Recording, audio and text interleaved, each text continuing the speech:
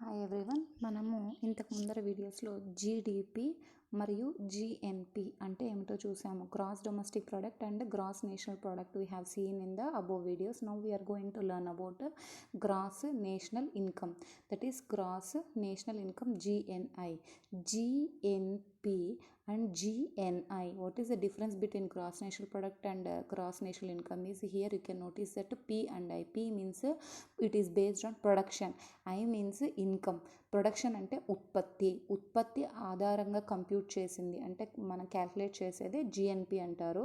Income అంటే ఆదాయం పరిగణలోకి తీసుకున్నప్పుడు మనం క్యాల్కులేట్ చేస్తే దాన్ని గ్రాస్ నేషనల్ ఇన్కమ్ అంటారు. ఓకే, ఇక్కడ production income, the only difference is production and income.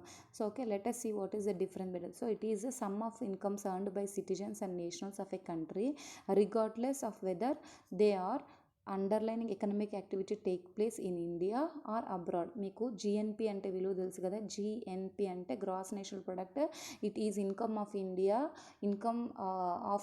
GDP plus income from abroad minus payments to abroad. అంటే మనం అబ్రాడ్ నుంచి వచ్చే ఇన్కమ్ని కూడా యాడ్ చేస్తాం అనమాట. ఇక్కడ GNI అంటే ఇన్కమ్ అనేది చూడాలి, అక్కడ GNP అనేది గ్రాస్ నేషనల్ ప్రొడక్ట్ చూసినాం. So the value of goods and services produced within country and abroad గురించి రెండు కలిపితే మనకు వచ్చేది GNP. కానీ ఇక్కడ ప్రొడక్షన్ కాదు, ఇక్కడ GNI అంటే income. So income that is coming from abroad and also from within the country, it is called as GNI. So ఇక మీకు ఇంకా ఫుల్గా డెఫినేషన్ కావాలంటే ఇక్కడ చూడండి. GNI is nothing but GDP plus money coming from foreign countries and minus money going to foreign countries. ఇందాక చెప్పుకున్నట్లే GNP ఏదైతే ఉందో దానికి ఈ ఆల్మోస్ట్ సిమిలర్గా ఉంటుంది GNI definition. Here only difference is income అనమాట. So gross national income is equals to GDP plus money ఏదైతే వేరే కంట్రీస్ నుంచి వస్తుందో దాన్ని యాడ్ చేయాలి. వేరే కంట్రీస్కి గురించి మనం పే చేస్తాం కదా అమౌంట్, దాన్ని తీసేయాలి. ఎలా పే చేస్తామో money, how does it go into foreign countries. For example we are importing, ఇంతకు ముందర వీడియోస్లో చూసి మనం ఇంపోర్ట్ చేసుకుంటున్నాము crude oil, petroleum products and different importing items like David Harley bikes కావచ్చు, medicines from China, so pharmaceutical products etc. So for all those we have to pay money so that money we will subtract. So GNI is nothing but GDP. Here you can again see GDP plus factor incomes earned by foreign residents. So this is the proper definition, factor incomes. So factor incomes అంటే ఏంది, మళ్ళీ మనం next దాంట్లో చూద్దాం. Factor incomes అంటే earned by foreign residents అనేది చూస్తాం. Foreign residents అంటే ఇండియాకి సంబంధించిన వ్యక్తులు ఫారిన్ కంట్రీస్లో ఉన్నట్లయితే వాళ్ళని ఫారిన్ రెసిడెంట్స్ అంటాము. వాళ్ళు ఎర్న్ చేసుకునే అమౌంట్ని కూడా కలపాలి, GDPకి కలిపి మైనస్ చేయాలి. దేన్ని మైనస్ చేస్తాం, income earned in domestic economy by non residents. అంటే ఫారిన్ కంపెనీస్ ఏవైనా ఇన్కమ్ ఎర్న్ చేసుకుంటే దాన్ని తీసేయడం అనమాట. సో అట్లా ఓకే, నాన్ రెసిడెంట్స్ని తీసేస్తే అప్పుడు వచ్చేది మనకి GNI. This is also very important. చాలాసార్లు బిట్లుగా కూడా అడిగారు, ఇంకా కూడా అడుగుతారు. So GNI is nothing but GDP plus factor incomes earned by foreign residents minus income earned in the country by non residents అనమాట. ఇప్పుడు ఫ్యాక్టర్ ఇన్కమ్ అంటే ఏందో చూద్దాం. ఫ్యాక్టర్ ఇన్కమ్స్ అంటే ఫారిన్లో ఉన్నటువంటి ఇండియాకి సంబంధించిన వ్యక్తులు ఎయిదర్ వేజెస్తో ద్వారా, వేజెస్ అంటే అక్కడ ఉద్యోగం చేస్తుంటే వాళ్ళకి శాలరీస్ వస్తాయి. సో అట్లా ఇదర్ వేజెస్, లేదా అక్కడ కంపెనీస్ ఉన్నట్లంటే వాళ్ళకి ప్రాఫిట్స్ వస్తాయి, కంపెనీకి సంబంధించిన ప్రాఫిట్స్. లేకపోతే నెక్స్ట్ రెంట్స్ అంటే అక్కడ ఏమైనా భూములు ఆస్తులు కొనుక్కుంటే వాటికి రెంట్ పేమెంట్ అనేది కూడా వస్తుంది. ఈ విధంగా వాటన్నిటిని ఫ్యాక్టర్ ఇన్కమ్స్ అంటారు అనమాట. ఒట్టి ఇన్కమ్ అనుకుంటే ఫ్యాక్టర్ ఇన్కమ్స్ అంటారు. ఫ్యాక్టర్ ఇన్కమ్స్ అన్నారంటే ఫ్యాక్టర్స్ ఆఫ్ ప్రొడక్షన్ అనే దాంట్లో 4 ఉంటాయి కదా. ఫ్యాక్టర్స్ ఆఫ్ ప్రొడక్షన్ అంటే land,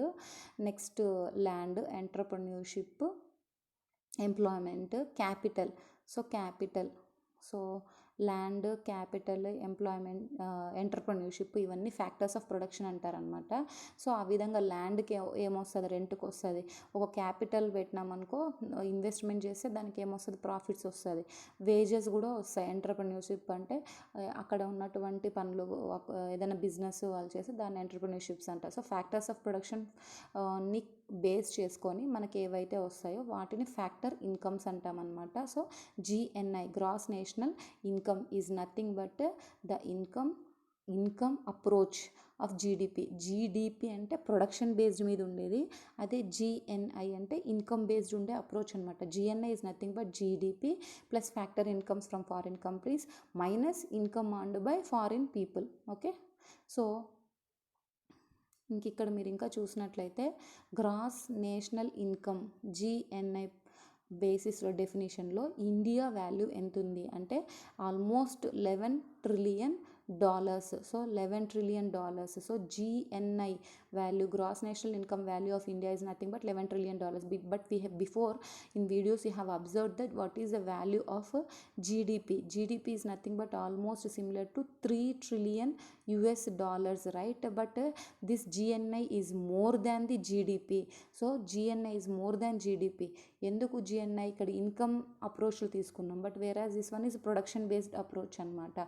so always GNI is greater than GDP. Okay, see, but US is having $20 trillion, more or less similar. So US is a country which is having GNI and GDP almost equal. Okay, this is the concept of GNI. See here I have given what are all comes under factor income అంటే ఏమేమి వస్తాయి, labour ద్వారా వచ్చే wages వస్తాయి, land ద్వారా వచ్చిన rent వస్తుంది, capital and entrepreneurship ద్వారా మనకి డివిడెండ్ అంటే ప్రాఫిట్స్, ఇంట్రెస్ట్ ఇట్లాంటివి కూడా వస్తాయి అనమాట. ఆ ఇన్కమ్ మొత్తం ఫారిన్ కంట్రీ నుంచి వస్తే అది ఇండియన్ జీడిపికి యాడ్ చేస్తారు. సో ఇంకా మీకు చెప్పినాను కదా పైన 4 బేసిక్ ఫ్యాక్టర్స్ ఆఫ్ ప్రొడక్షన్ ఉంటాయని, ల్యాండ్, లేబర్, ఎంటర్ప్రైజ్, క్యాపిటల్ అనమాట. మనం ఇన్వెస్ట్ చేసేది ల్యాండ్ అంటే అందరూ తెలుసు, లేబర్ అంటే అక్కడ తెలుసు పని చేస్తాం కాబట్టి, ఎంటర్ప్రైజ్ అంటే బిజినెస్ అనమాట, క్యాపిటల్ అంటే ఏదైనా ఒక క్యాపిటల్ అంటే ఎదురు మనం అప్పు ఇవ్వడం అవ్వచ్చు, లేకపోతే అక్కడ ఆస్తి క్రియేట్ చేసుకోవడం అవ్వచ్చు, దాన్ని క్యాపిటల్ అంటారు. So India ranks 5th largest economy in terms of nominal GDP. Observe చేయండి, ఇక్కడ మనము 5th లార్జెస్ట్ ఎకానమీ అని చెప్పుకున్నాం కదా India, that is in terms of nominal GDP.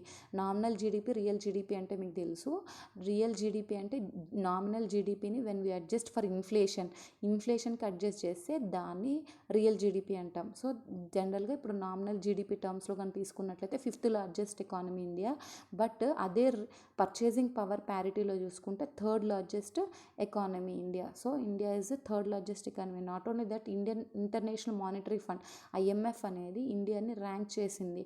GDP nominal టర్మ్స్లో అయితే 139th ర్యాంక్ వచ్చింది, అదే జీడిపి పర్చేసింగ్ పవర్ ప్యారిటీ టర్మ్స్లో అయితే 2018లో మనకి 118 వచ్చింది. సో నెక్స్ట్ వీడియోలో మనం పర్చేసింగ్ పవర్ ప్యారిటీ అంటే ఏమో చూద్దాము. Now you have known about what do you mean by GNI, that means gross